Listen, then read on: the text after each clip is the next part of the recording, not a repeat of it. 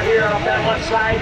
I can see his ground support team is parked over there in the left end zone. They're going to be giving Chris the final go that everything looks fine as he pulls into the end zone here. Because you know that vehicle goes under an incredible amount of stress as he does that bonfire and smoke show out here at show left. Now let's watch. He lines it up. He's got it lined up on the center line. Crew chief's taking a look, everything looking normal. He's got his spots he checks for. All right, he's starting to bring him up. Starting to spool up, folks. Get ready. Chris is coming up on the hammer. There's the fire. Here we go. He's accelerating too. He's already 270, 100, 150.